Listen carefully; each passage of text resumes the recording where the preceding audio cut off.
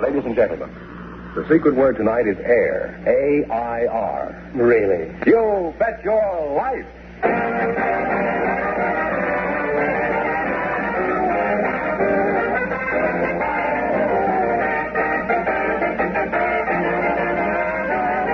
And here he is, the one, the only. That's me, Groucho Marx. With $2,000 for one of our couples tonight. Fenneman, who's place to try for it? Well, a bachelor and a spinster, Groucho, selected by our studio audience just before we went on the air. Land sakes. Their names are Ida Easley and Jack Wayne, and here they come now. Morning here, folks, to meet Groucho Marx. Welcome, kids.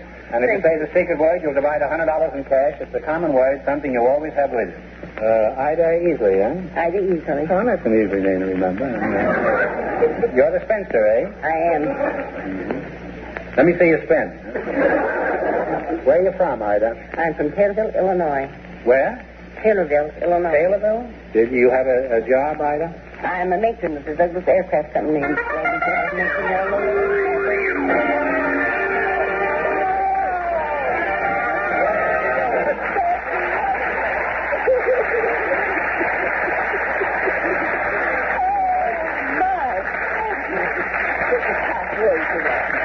Ida, of course you realize that half of that swag belongs to Mr. Wayne over here, huh?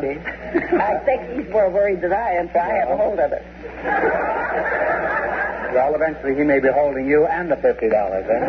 Well, Jack, I will tell. Well, what do you do, Jack? Oh, I run a streetcar. Where are you from, Jack? Born out of Boston. Why did you leave the Bean Town? Oh, my feet got itchy now on the Rome. You went to Rome, and how'd you like it there? Where do you run your trolley? On the track. Caught me napping, eh? I suppose that's one of the little jokes you streetcar men use to amuse each other back in the car barn. Is that it? That's an old joke. Yes, eh? Well, it may interest you to know that while you're knocking each other out back in the car barn, the city's pulling up the tracks to make way for a bus line.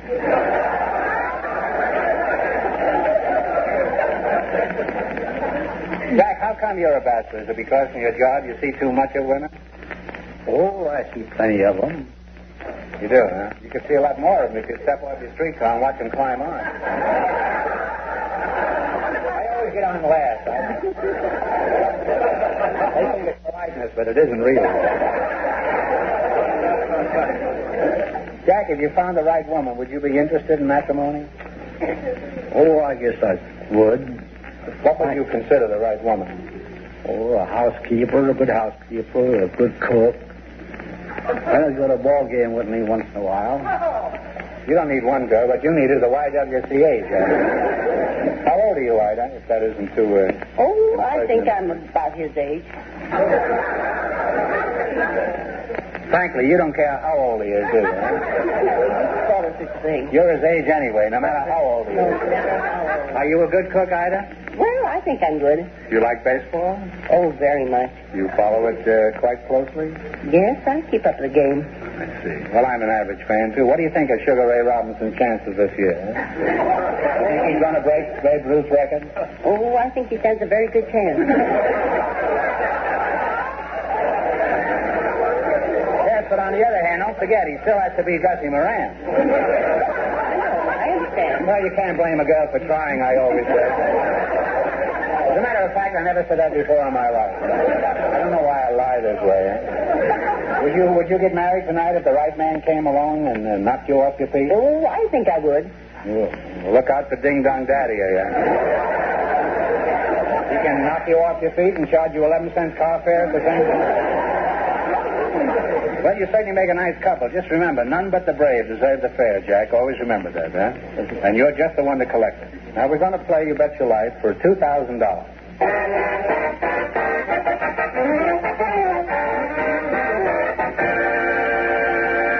All right, now let's see if you two will get a chance at the $2,000. Fenneman, explain the rules. All right.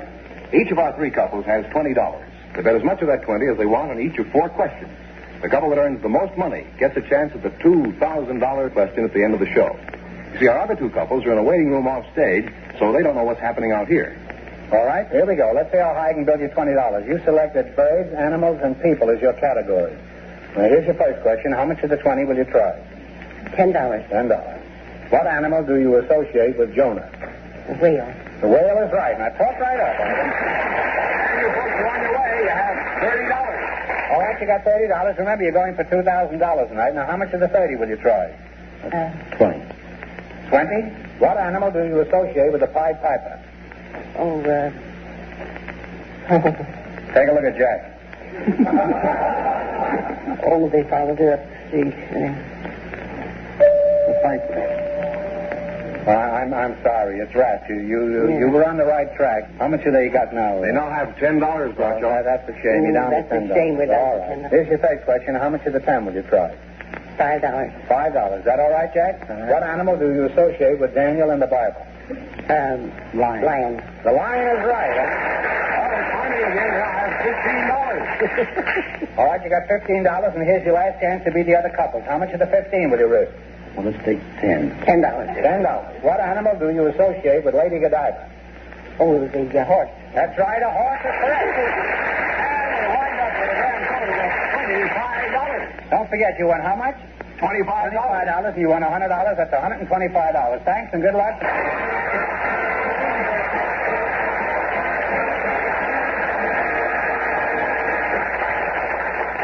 Well, Groucho, our next couple has been in a waiting room off stage, so, of course, they don't know the secret word is air.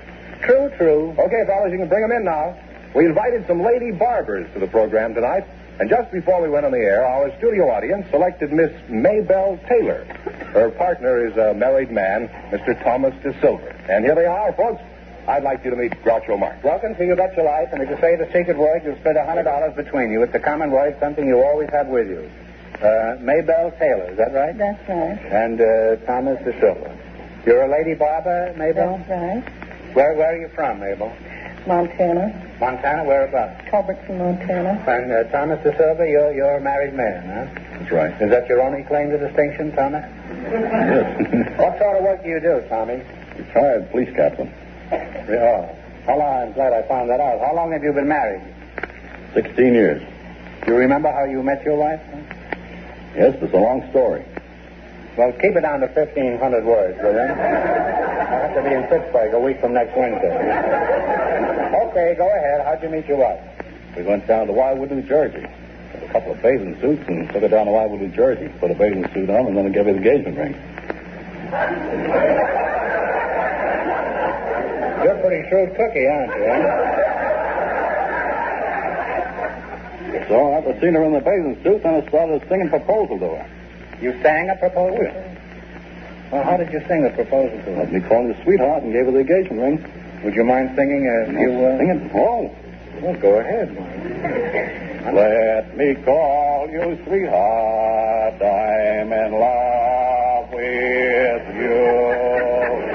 Let me hear you whisper that you love me.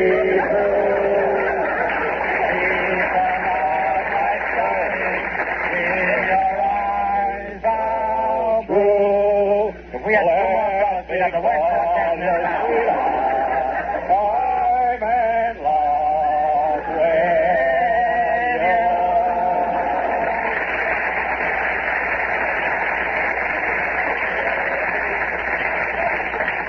you. And she consented to marry you after that?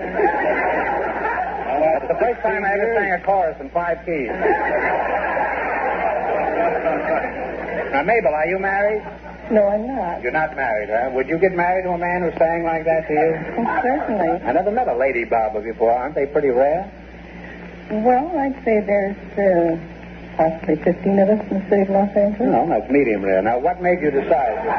What made you decide to become a barber? Or a tonsorial artist? Is that what... I wanted to make money enough to see myself through nurses training. I'm still barbering. What's the difference between a lady barber and a man barber? There's several. There are several differences? There's several differences. Well, I'm relieved to hear that. You better clarify it, Mabel. There's a Heimlich in Idaho who may have forgotten. Well, we have a lighter touch and We don't talk an ear off of you. What do you do? Just shave it off, huh? I suppose you have a scrapbook where you keep all your clippings, Mabel? Yes. Do any of your customers flirt with you, Mabel? The male customers? Well, they're not really serious with me. And how do you handle these Romeos? Oh, they like it. Well, how do you kid them? Do you tell them jokes? Yes, occasionally. Tell us a joke. Go ahead. Pretend I'm sitting in your chair and you want me to forget how much all this is going to cost me. Now you go ahead and tell me a joke. Do you know the best way to save your hair? Yes, put it in a cigar box. That's an old joke. Do you know a way? Tell me another joke, huh? Do you know a way to avoid falling hair? Yes, just step nimbly to one side, huh? That's even older than the other joke. Huh? You know any more jokes, Mabel? No, I believe not. Go on, admit it. I'm too fast for you, huh, Mabel? Well, your hair is getting a little bit thin. Yeah, well, grass doesn't grow on a busy street, Well, I was just going to say that grass doesn't grow on a cement highway either.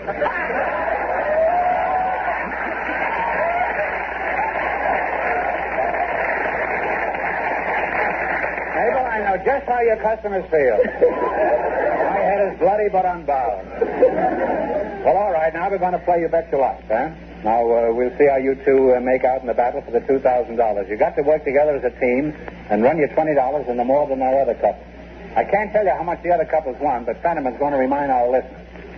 The bachelor and the spinster won $25. Here we go. Let's see how high I can build you $20. You selected nicknames of famous cities as your category. Here's your first question. How much of the 20 will you try? Tommy, wake up. $10. You're going to ignore Mabel, huh? What city is known as the city of brotherly love? Philadelphia. Philadelphia. That's where They're on the way, Groucho. They have $30. $30. Remember, you're going for $2,000 tonight. Now, how much of the 30 will you try? Talk right up. Make it 20. All right. What city is known as the biggest little city in the world? Reno, Nevada. Reno, Nevada is right. Oh, you're supposed to read it now. That's $50. Here's the third question. Now, how much will you bet? 50. 50. What city is known as the Mile High City? Denver, Colorado. Denver, Colorado. And they've climbed to $100. You've climbed as high as Denver, Colorado. Now, here's your last chance to beat the other couples. How much of the 100 will you try? Make it all? The last question. Yes, here's the last question. Let it go. Let it go. You're going to shoot the works, huh? What city is known as the Smoky City? Pittsburgh, Pennsylvania. Pittsburgh is right.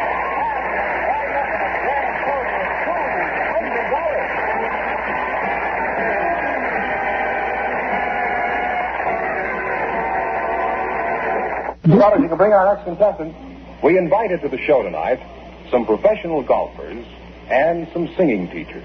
And just before we went on the air, our studio audience selected Lucia Liverette and Mr. Paul Runyon. And here they come. Folks, I'd like you to meet Roger Marx.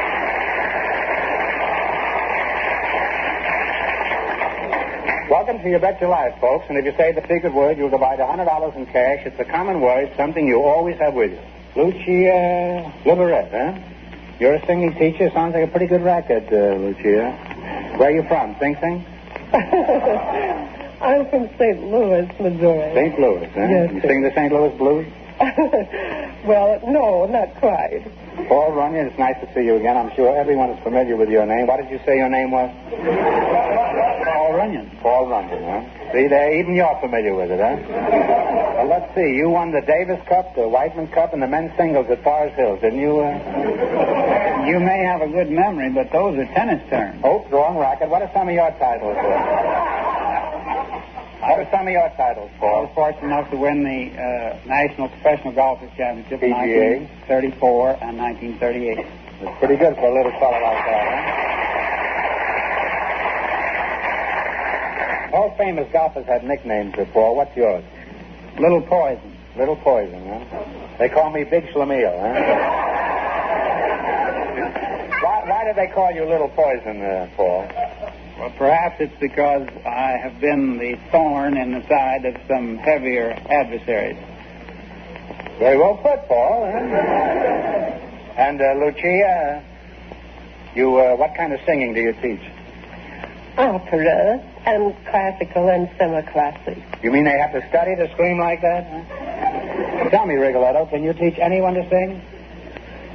I would say yes, because I've never found anyone yet who could not learn if he had the correct technical work. You should have been out here about 10 minutes ago. You'd be licking your wounds now, Lucia. All right, how would you teach me, Lucia? Boom, boom, boom, boom, boom. That's Lucia. Yes, it is. Yeah. Well, to begin with, correct breathing. Yes, inhaling deeply. Relaxation so the air will keep coming there.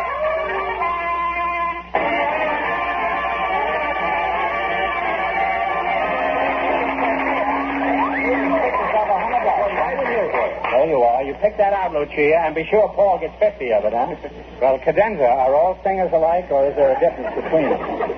Oh, certainly. What kind of voices do singers have? Well, of course, to begin with, our first classification is there are women's voices and men's voices. Well, I didn't know that. I must tell this to this Suppose I wanted to get up a lady quartet. Could I find one who sings bass? No. The contralto is as low as a lady goes. You have now.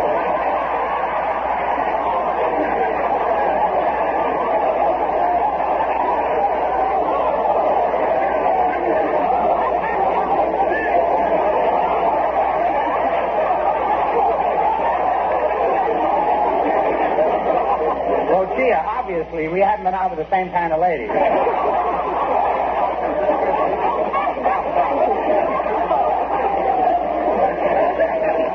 Paul, let's talk about golf. How long do you have to be a pro before you can become an amateur? Oh, no, my mistake. That's tennis. I was thinking of... What is your favorite club? The Annandale Golf Club of Pasadena. What's your best score for 18 holes? On a regulation 18-hole championship course, 61 at the Forest Hill Field Club in Bloomfield, New Jersey. How about, what does the average golfer go around with? I think 95 to 100. How about the girls? Don't some of the girls do better than that? Oh, a good many of the girls go around and a great deal less.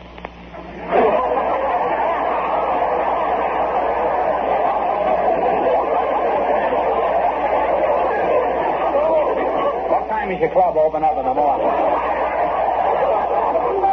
I remember the first time I played golf, I went around in 75. I didn't play at all in 76. I was busy at Valley Forge. How can I improve my score? I shoot around 94. That's with cheating.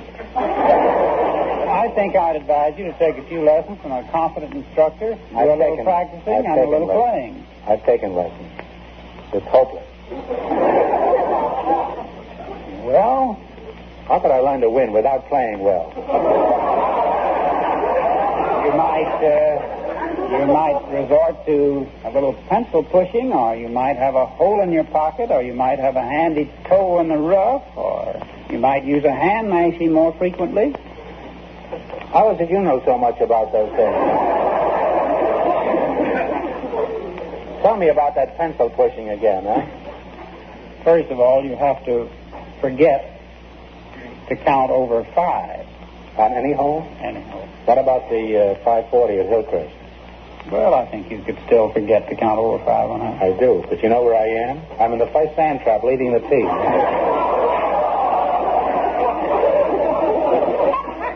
I met 11 Arabs the last time I played.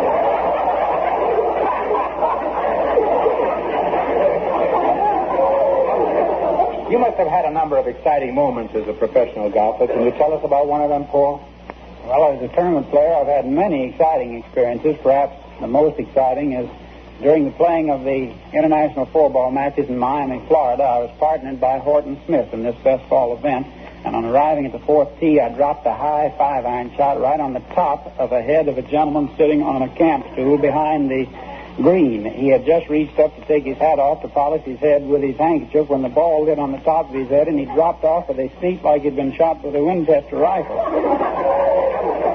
But on the next year, Horton and I incidentally won the first International Four-Ball Championship, and we were paired again as partners. The next year, arriving at the ninth green with 2,000 or 3,000 people down the left side of the fairway, Smith hit a booming hook down the left side. Down goes a man. Who is it? Our friend of the camp. And the publicity on the International Four-Ball matches the next year says that Dr. Johnson is in Miami to watch his perennial favorites, Runyon and Smith, in the International Four-Ball matches, but he'll gallery in an armored suit.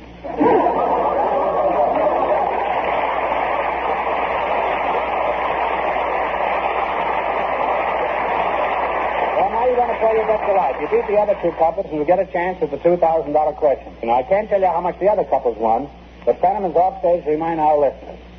The lady barber and the married man are ahead with $200. Here we go. Let's see how high I can build you $20. You selected women athletes as your category. Now, here's your first question. How much will you bet? $10? $10. $10. In what sport is Gussie Moran famous? Tennis. Tennis is right, huh? Remember, you're going for $2,000 tonight. Now, how much of your $30 will you bet on your second question? $20. $20. In what sport is Florence Chadwick famous? It's a tough one. Take a stab. No, I'm sorry. It's swimming. She broke Gertrude Edley's record for the channel. They now have $10. You now have $10, he said in a low, funereal voice, huh? Here's your third question. How much of the 10 you going to go for? 9. No. Well, you're going to hang on the edge, huh, Paul? In what sport is Patty Bragg famous? No. Golf is right, huh? Well, on the way again. Now that's $19. All right, here's your last chance to be the other couple. How much of the 19? The works. You want to shoot the works, all right. In what sport is Barbara Ann Scott famous? Ice skating. Ice skating is correct. Of $38. And that means the lady barber and the married man with $200 get the chance at the $2,000 question.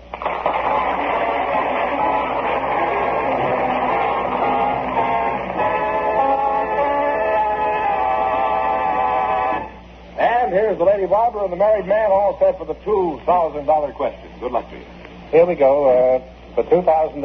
I'll give you 15 seconds to decide on a single answer between you. So think carefully, and please no help from the audience. Here it is. The longest battle of our Civil War was a 7 days battle. What city was the objective of this great struggle?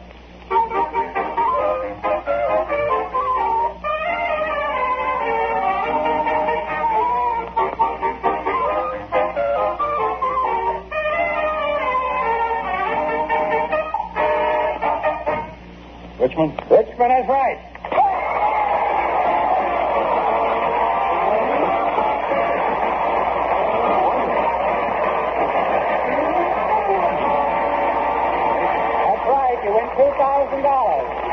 You had the right answer, so you win $2,000.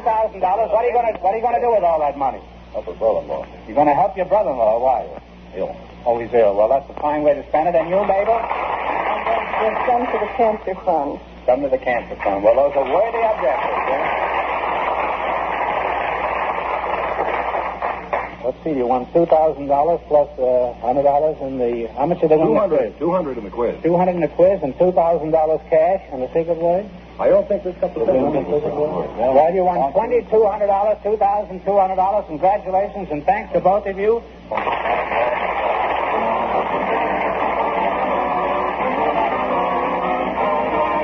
You Bet Your Life is a John Goodell production, transcribed from Hollywood, directed by Bob Dwan and Bernie